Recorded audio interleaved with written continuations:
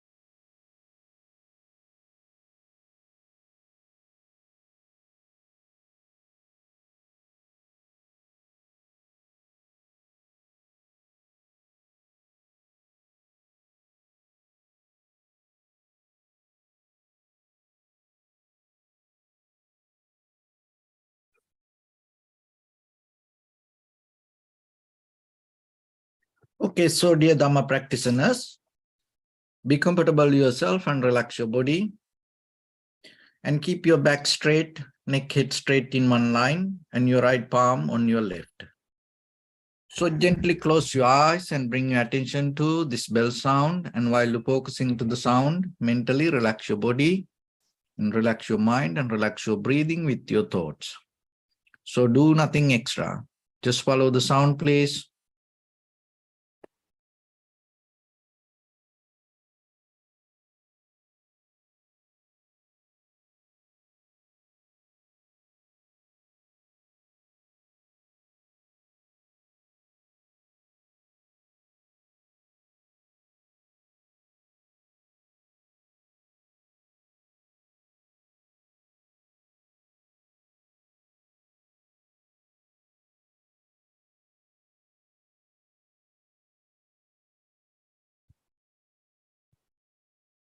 Namo tassa bhagavato arahato samma sambuddhassa.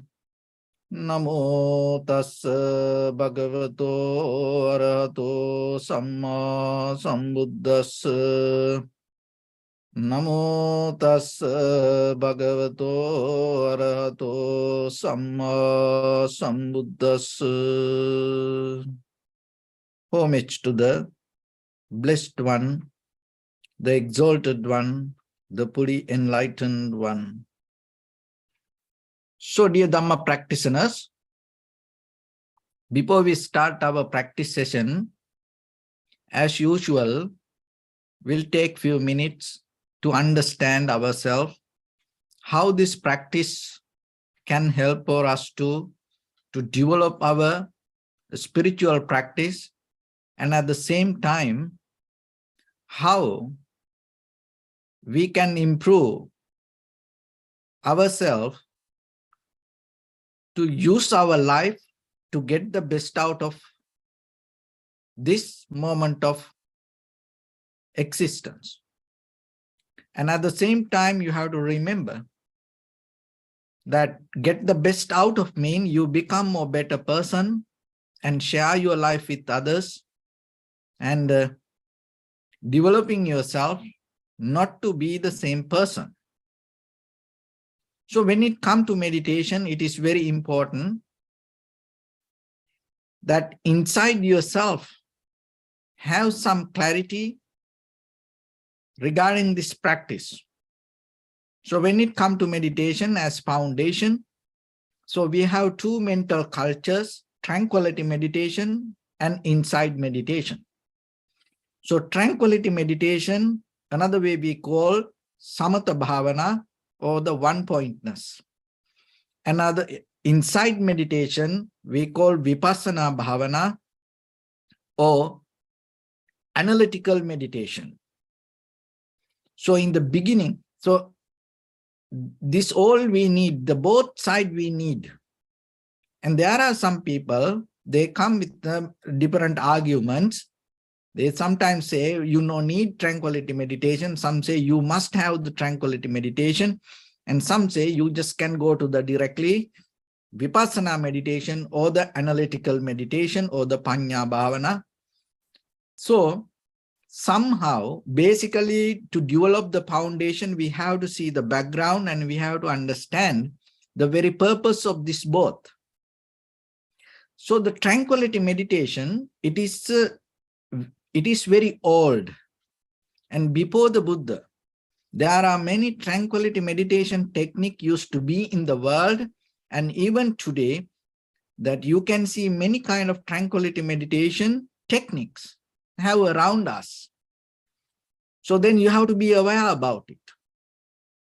And through the tranquility meditation, what it does, it brings your mind to one pointness. Why? Because our awareness always everywhere, scattered.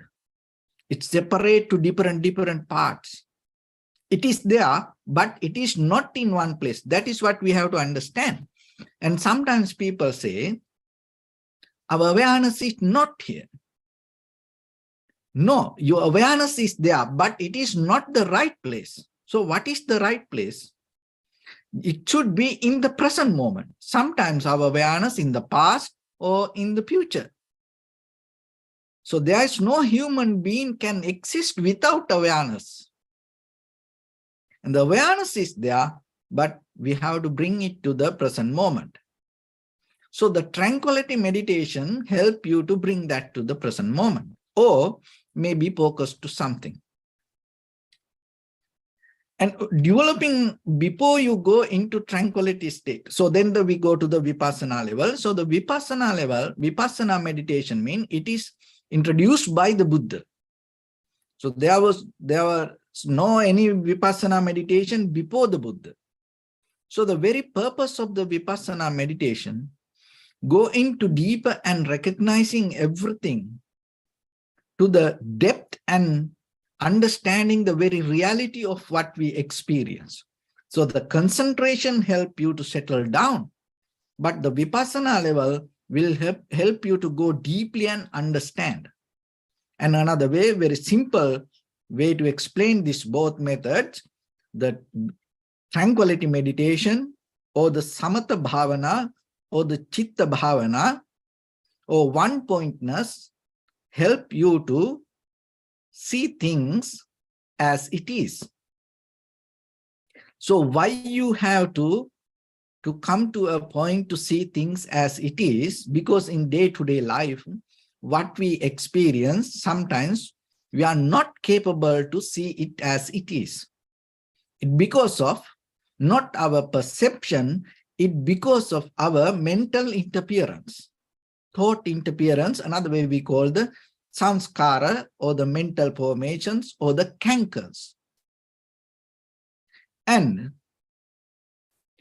once you are capable to see things as it is, in the vipassana level, it will help you to go deeper and understand how things come to be as they are. So in that very level, mostly in the vipassana level, we understand and we talk about our inner experience, not about something in the outside. But the thing is this, in the very beginning, if you are capable to understand within yourself as who you are and that how things come to be as it is within your own experience, that understanding will take you to understand how things come to be as they are in the outside world. So then you are not going to miss anything. And you start with the most important part, that is yourself. Because the very reason, tranquility, even though you develop the tranquility meditation, it never take you to understand the very meaning of self. So without understanding the meaning of self or the I am, you are not capable to get out of the death or the rebirth or the reincarnation or the becoming. It's going to happen again and again and again. Maybe the duration going to be longer, whatever the existence you have, but still it's going to happen. So in the Vipassana level, you deeply recognizing impermanence and the unsatisfactory nature and the selflessness regarding your inner experience. And once you have that clarity, within this, developing this both path, there is a certain wisdom arise in you. It's not belong to this thinking world. Because in this very conventional world, we mostly live by thinking. And sometimes, and as you experience, sometimes in our life, the repetition happen. Our actions, our bodily, verbally, mental actions happen even without thinking. See how far we are from the reality. We live our life, and sometimes we take very major decisions in our life, even not related to the, just by very common sense. Forget about Vipassana level, kind of like a very analytical level of understanding. No. Even just sometimes we don't have kind of like a self-awareness regarding this conventional thing, because we are so much caught up in the patterns, the methods. So when it comes to develop the meditation part, so the one of the important thing is settling down with the posture. From the ancient time, and people, the rishis, the yogis, the monks, the enlightened masters, they knew the behavior of the body effect for our mind. So then you have to remember to work with your posture. So as you know, I just give a very simple example. As you know, like this body, 70% water.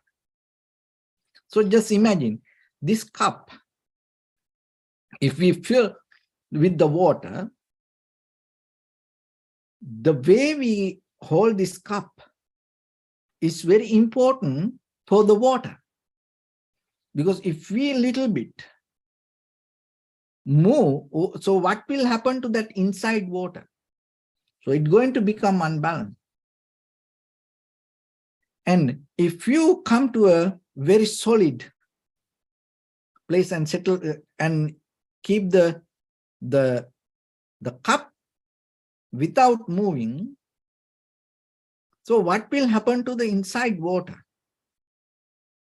So it itself going to settle down. So like that, remember your body is full of energy. That all air, it's always in move, it's moving. So then at the same time, your posture help for your energy to flow at the right direction.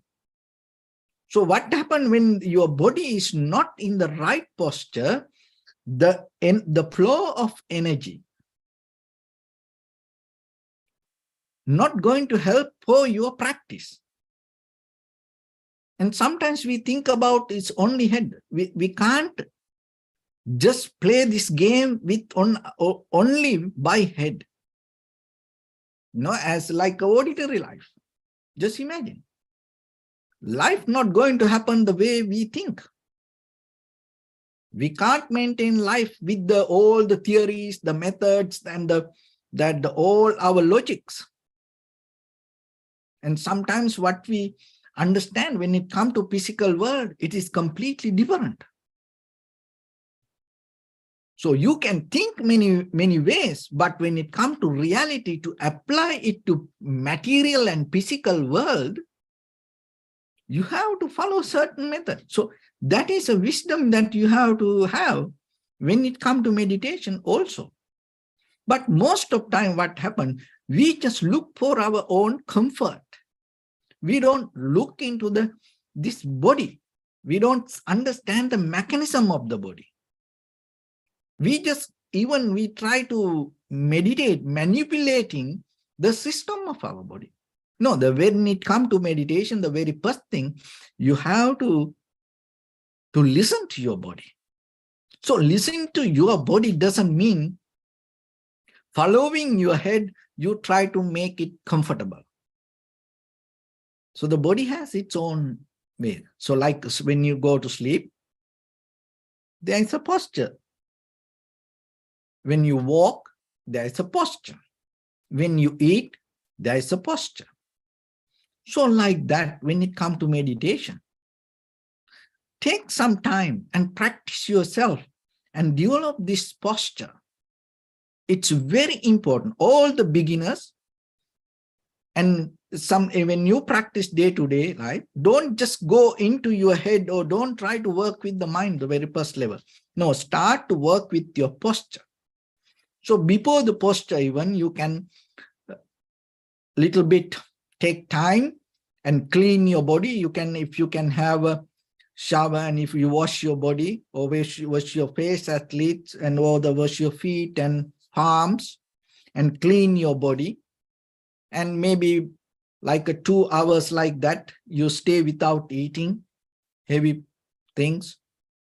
So like that, you have to prepare for the meditation. Not every day maybe, but at least once a week like that. If you follow that method, you will see in that day, your practice, you can gain good result out of it. So, and then you sit for the meditation and work with your posture. And for that, before you sit, sometimes you can do little bit moving, stretching, relaxing movements. So that's why, as you know, the yoga tradition, more than 10,000 years old. The tradition of the yoga came to world, it introduced not to exercise. So today in the world, yoga is a kind of like a part of exercise, just to maintain the body. But the very purpose of the yoga is not to exercise and have a kind of like a very physics or the very strong body. No, the very purpose of the yoga to attain into tranquility state, developing your meditation.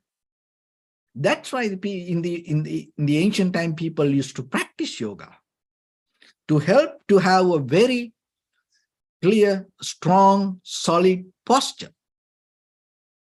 So still that you can get the benefit out of today also if you work a little bit.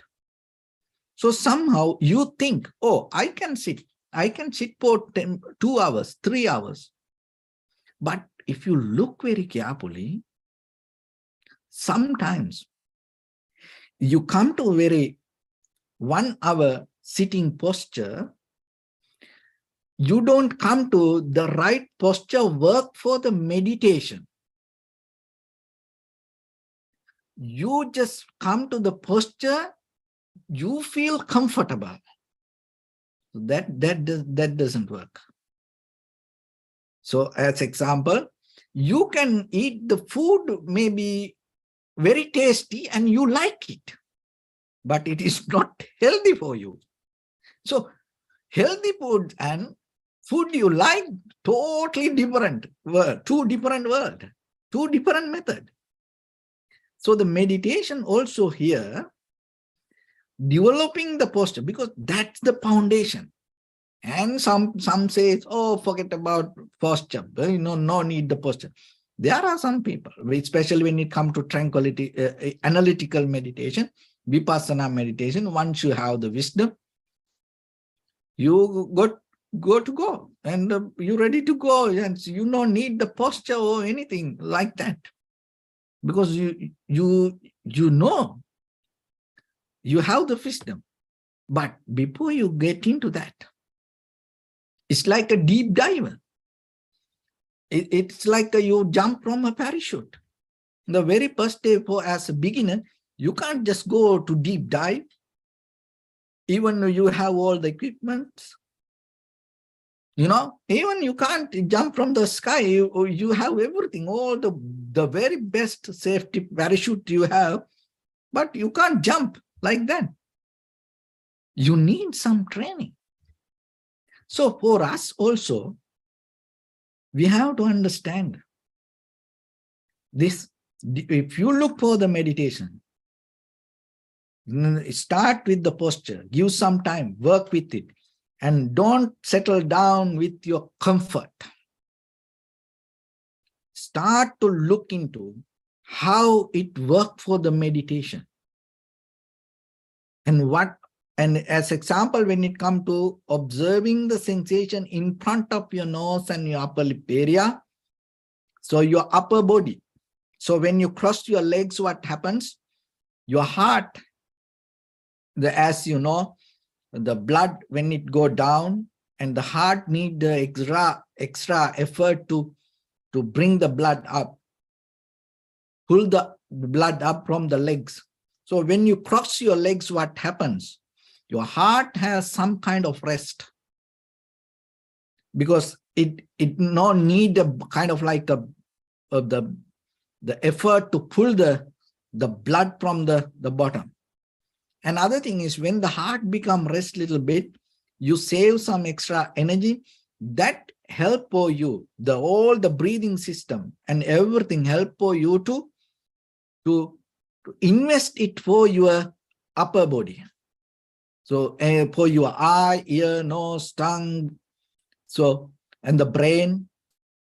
So in that way, through your spinal cord, you have to remember when it comes to the meditation, especially the breathing meditation. So your spinal cord is the key point. You cannot manipulate that spinal cord, because in the middle of the spinal cord, there is the line called Susumna. So that is how the breathing go up to your brain. So if you don't have the right alignments, the right angle with your neck and your head and your spine, you're not going to get the proper, the breathing energy to your brain. It slow down.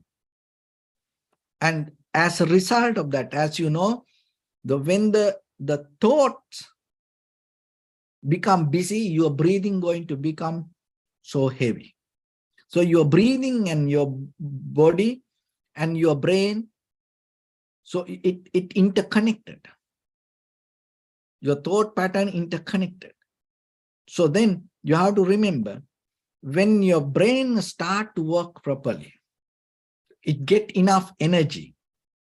So what happens? Your focus, your awareness become more relaxed and comfortable and easy. So this meditation is not you separate from the body mind and you do something. No, you are itself. It's the body mind, everything. So then there is no doer once you start to come to the right posture. So recognizing that and knowingly that, work with it a little bit. Sometimes it takes time. And sometimes, most of the time, we look for our comfort. We just have a kind of like a, settle down with the very comfortable way. And after 5 minutes, 10 minutes, we fall into sleep. Or sometimes we caught up on some kind of thoughts and visualization or dreaming. We have like that. But start to work with your posture. And stay 5 minutes unmovable. Bring the awareness to your whole body. You don't move. Your neck, your head, your back straight, and your shoulders little bit open. And you don't shrink. And you keep open, and your palms not like this. Even you keep like, you open your palms and completely you sit as a whole body, as one, not parts. Even you cross your legs or even you sit on a chair, you have to feel your entire body as one, not just part.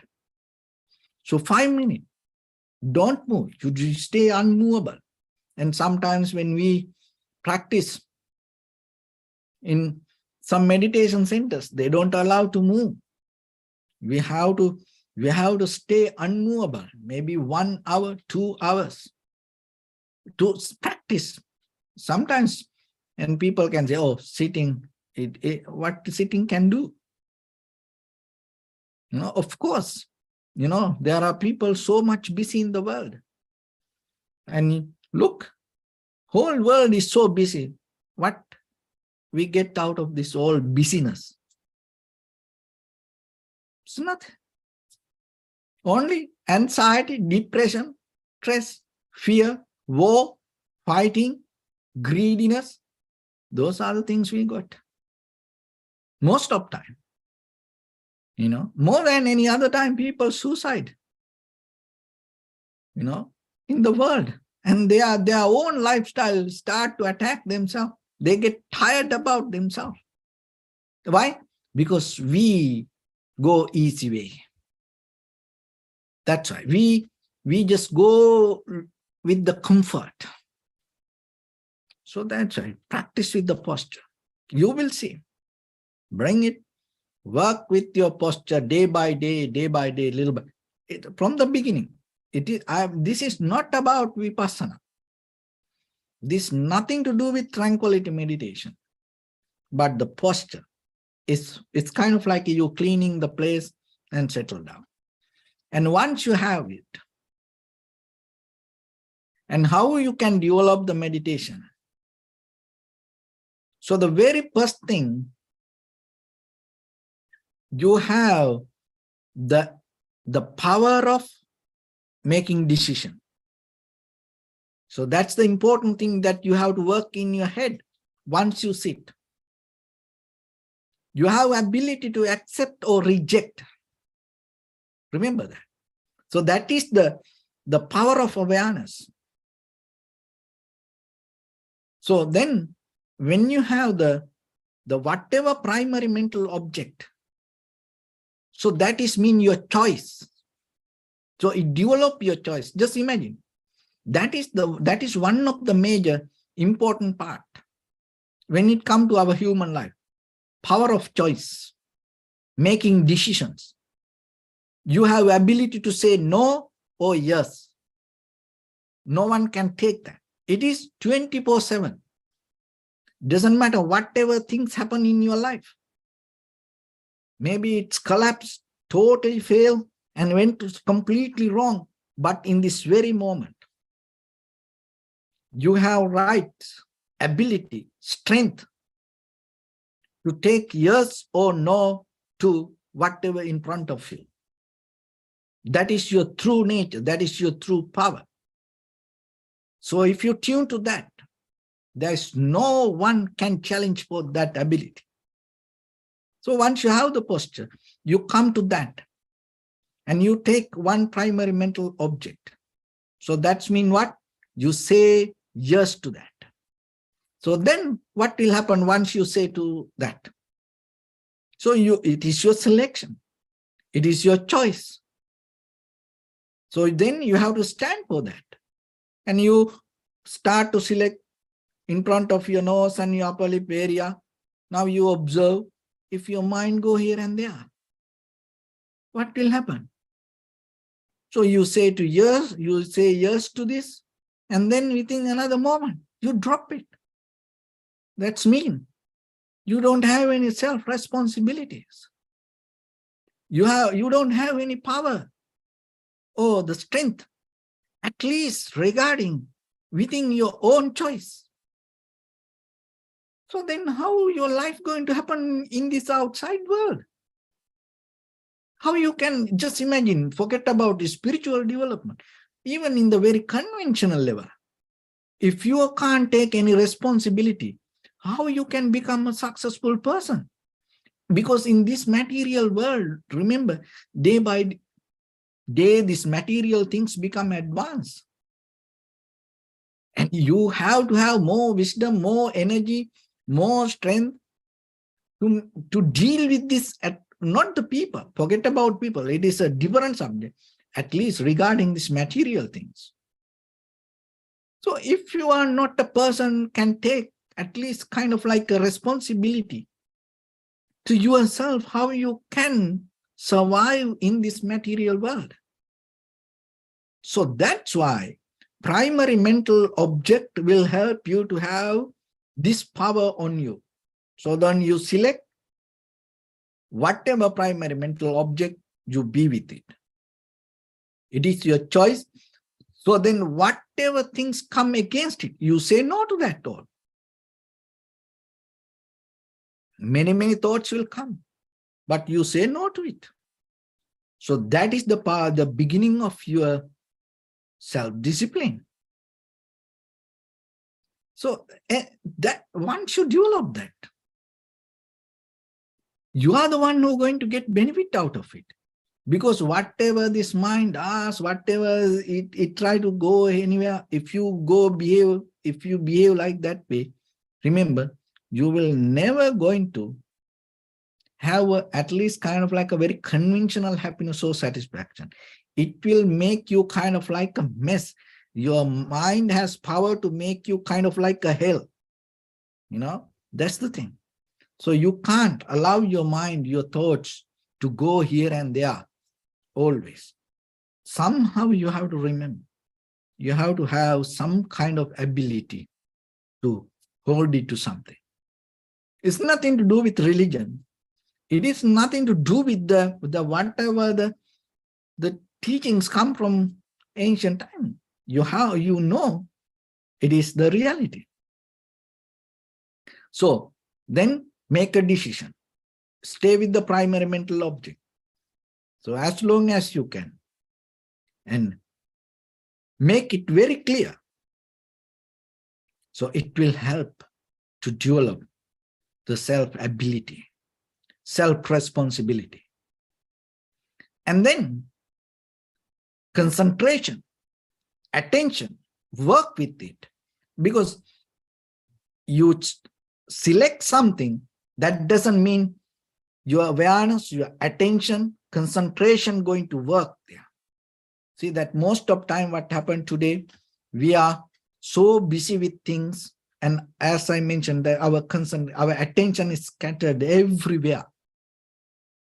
And we can't stay in one place, and even we can't go a little bit deeper into one thing. We always jumping. We like to change. And we like to, do little bit here, do little bit that, or kind of like, we are so much full of activities. We like to do that. So, but if you are trying to settle down and focus to something and develop concentration, then it is very difficult for you, especially nowadays, with this everything. And people like to move so fast, and people like to go into different things. So our awareness, that's why it's everywhere. When it go like that way, it becomes powerless. So how you can become powerful inside you? You select something and you stay with it, and you make your awareness concentration more sharp, clear, again and again, and little bit go deeper. So with the inhalation, exhalation, you recognizing in the beginning just the sensation, and then the very next level, inhalation, exhalation, you separately recognize. And then you go a little bit more deeper, the beginning, the middle, end of the inhalation, the beginning, the middle, end of the exhalation. And then you see it become more sharp and clear. Inhalation and exhalation has a different character. Some become longer, shorter, heavy, soft, warm, so like that. So now you see more details. That means you go deeper into what you focus. And then you see it just not happen itself. It has a connection with the mind also. So according to the thoughts and the inhalation, exhalation, its behavior changed. And when the inhalation calmed down, it calmed down the body, calm down the mind. So now you see it, you experience it. And when the body mind calm down, the inhalation also become more subtle and calm down. And then when the breathing calm down, the body calm down, the mind calm down, you feel joy and happiness with arise itself. It is not from something, because sometimes we never experience the happiness or the joy already inside us, inbuilt in us. As children, newly born babies, maybe we used to experience it, we never knew that. But after, 3 years, 4 years, 5 years, we pick up our life little by little with the toys, environment, and see what happened then. Our life become completely different. Only newly born babies we see with the natural happy pace. When we become young, when we become advanced, when we become matured, when we become old, what happening? Our whole life become like a misery. The very long, grumpy, face, no any kind of, joy in us. We all look it from outside.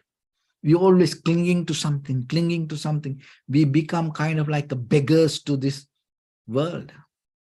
That beggary overtake us, and then there's no way to escape from it. And again, we go begging behind peoples, behind things, even these material things. The true nature, true happiness, when you deeply settle, that is where tranquility state. When you go deeper, you recognize, without depending from anything, you are capable to experience deeper happiness and satisfaction in you. So you are the one who enjoy. It heals your entire body. It recovers from all the damages that you had in this whole journey. And then deeply you recognize it.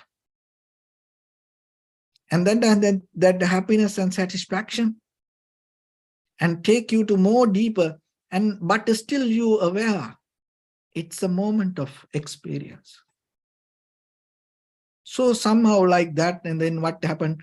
Deeper, this mind has always looking for something, kama chanda, sensual pleasures related to find the satisfaction, me.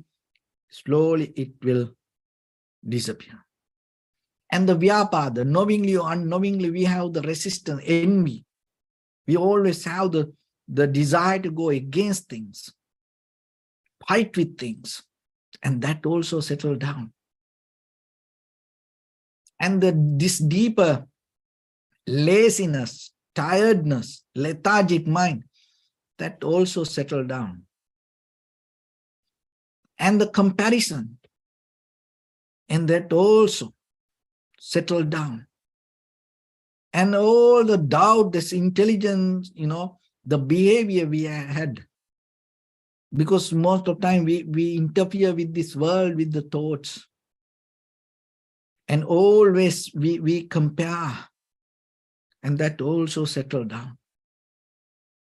And with all these 5 hindrances settle down, you come to very clear, pure mind. So that is what the very nature of mind, that is where you can experience the pure level of mind. And we never came to that purity. So once you have that pure, clear mind, what happens? You come to very direct perception. Whatever come to your eye, ear, nose, tongue, body, mind.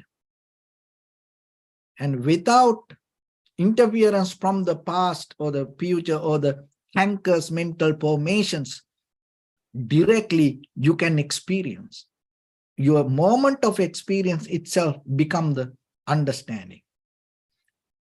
Whatever see, hear, smell, taste, feel, that perception, once you perceive, that itself become the understanding. No, you don't bring thoughts to understand. You don't have that your previous experience dictionary to understand the very moment of experience. So once you have it, you know what is the nature of life. You know what happened in it. And that is where you come to receive now form, feeling, perception, volition, and recognition. It's a moment by moment happening according to causation, without unchangeable, solid, self-centered soul. And once you have it, that is the highest experience that you can have. So that is the power of the consciousness or the awareness. So once you have it, another thing you should have when it comes to practice. So, because without heart, without sensibility, if you develop the consciousness, you create a demon inside you. And that is what happened most of the time today.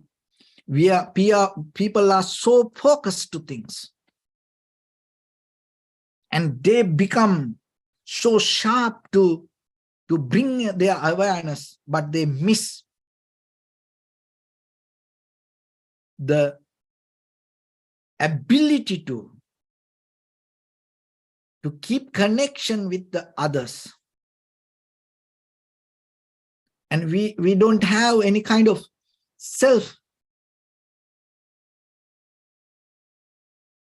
understanding to share our life with others. And how this life we can share with others. And when you have the awareness focused to only you, what will happen? We develop more egocentric, self-centered mind. No, you have to have more compassion. Not to become like a machine, because your awareness, that is the thing. You are aware, when you don't have understanding or feelings about other people or other living beings, other things, what happens? You become like a machine. You are so focused to something and you stay with it. You stay with it. Like, a lot of people, computer, cell phone, machines, or whatever, they're so focused to that. But we are so disconnected from we don't have the feelings about others. We can't feel other people, other living beings. We don't have the compassion, loving kindness, generosity. So the most of time, people out of the concentration, people can become successful in this material world. But that doesn't mean the world going to become better place unless if you come to develop the compassion. So that's why in your spiritual practice, you have to have that part also. So that's why the important when it comes to the religion or the spirituality, because the religion or the spirituality, it's always balance this both and develop it. So otherwise, you always think, what I can get from you. You can be focused to that. What I can get from you rather than what I can give to you. So both you need to be focused. You have to be aware. What I can give to you, I have to be aware about you. What I can get from you, I have to be aware about you. There are a lot of people, pickpocket people, they are, the people that stealing, they are very focused. But they are focused, what I can get from you. So that's why you have to see where you focus, the quality of the focus. And that's why you have to have the compassion, loving kindness. So you have to keep balance that also. And also, you have to think what I can do for you. Otherwise, always if you start to think, what you can do for me, your life going to become miserable, by the time. You will have the husband, wife, children, friends, and every day you will, what you can do for me? You always, that is what the life now happening. Why? Because we lose the ability of sensitivity or the understanding and connecting each other. Most of the time we develop this whole practice without the heart. So then remember, so you have to have all these three windows to develop your wisdom, go into deeper to have the proper right transformation. Ability to have the right choice and be with that choice and say no to things or the say yes to something. It is a power that you have it. And the concentration, focusing, and you have it. Opening to others, have an open heart, compassion, keep the connection, keep the sensitivity, understanding each other, share and care in your life each other. So in that way, your meditation going to become more better. So those are some few informations that you can see from different angle for your practice. So again and again, try to understand it yourself and become very clear. And how much you become clear, that much will help for you. So with that, let's get into practice a little bit now. So your right palm on your left, neck head straight in one line, as I mentioned from the beginning, and adjust your posture. So bring your attention to your body and scan head to toes yourself and say Sopatveva, oh may I be well and happy 3 times.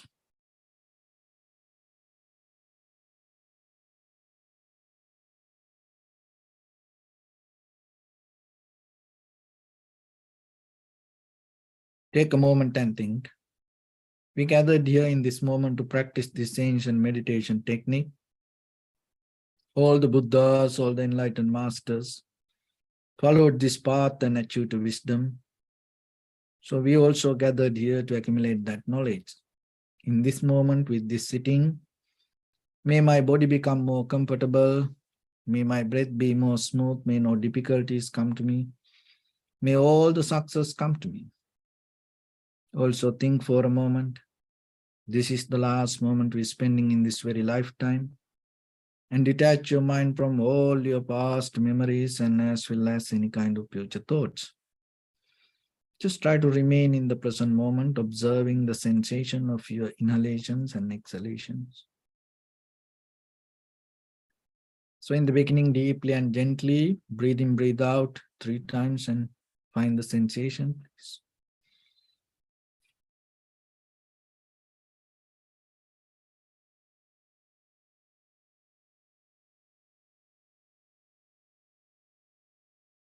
And allow your inhalations, exhalations happen itself.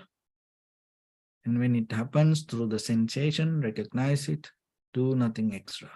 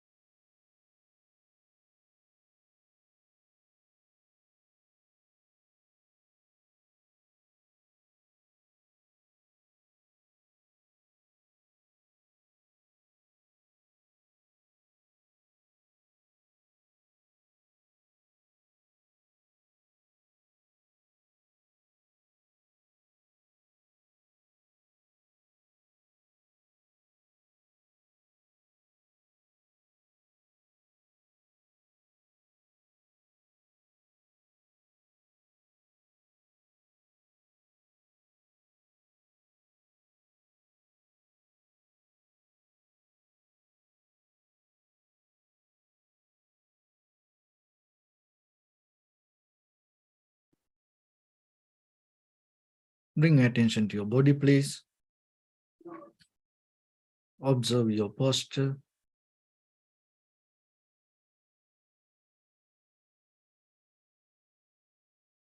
We cultivate loving kindness and compassion in our heart and radiate it as a light through entire your compound, village, city, state, country, world, around this universe. Also as far as you can through galaxies, other planets, stars. Reminding yourself like this. With clear intention, mentally repeat after me. May all living beings in this universe be well and happy. May everyone be happy and safe. And may their hearts be filled with joy. May all living beings live in security and in peace. Beings who are frail or strong, tall or short, big or small, visible or not visible, near or far away, already born or yet to be born. May all of them dwell in perfect tranquility. Let no one do harm to anyone. Let no one put the life of anyone in danger. Let no one out of anger or ill will wish anyone any harm.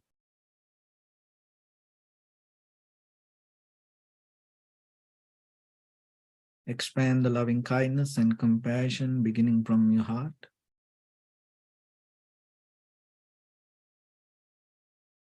Forward.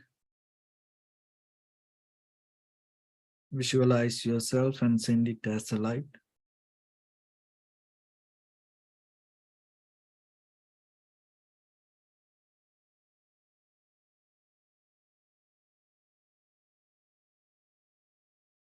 To your backside.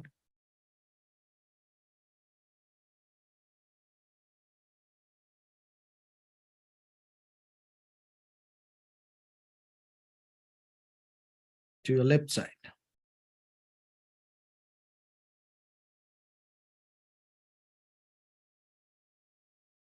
And to your right side.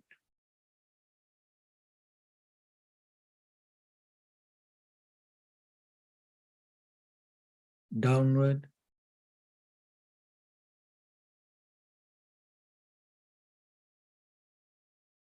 And upward.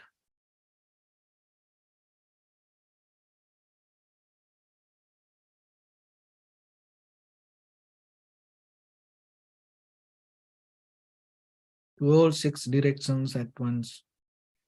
Like the moon, the sun, spread the light, spread the energy, without any condition, without any limitation, without any resistance or without any judgment.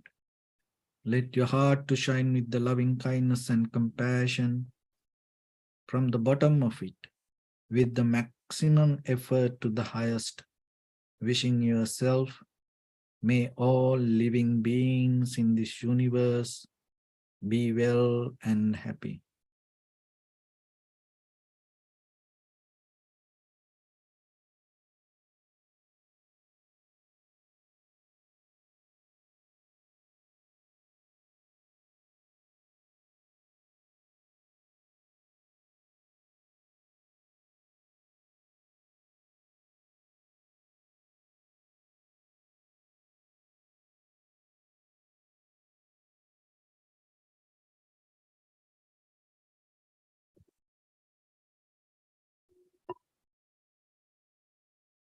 Say sadhu, sadhu, sadhu. So first of all, we offer this practice to the great qualities of the Buddha, Dhamma, and the Sangha. And also by the power of this meritorious deed, may all of us attain to the supreme bliss of Nibbana. May all your guardian angels and deities will receive these merits and increase their longevity and protect all of you from any kind of planetary influences or any ill effects. Ittavata chammi sampadam punya sampadam sabbe deva anumodantu sabba sampatti siddhya sabbe bhuta anumodantu sabba sampatti siddhya sabbe satta anumodantu sabba sampatti siddhya Imaya Dhamma Nudhamma Patipattiya Buddham Pujemi Dhammang Pujemi Sanghang Pujemi Attaya Imaya Patipattiya Jati Jara Vyadi Maranam Ha Paribunjisami Idamme Punya Kammang Asavakkaya Vahang Hotu Sabba Dukkha Pamunchatu. Bless you.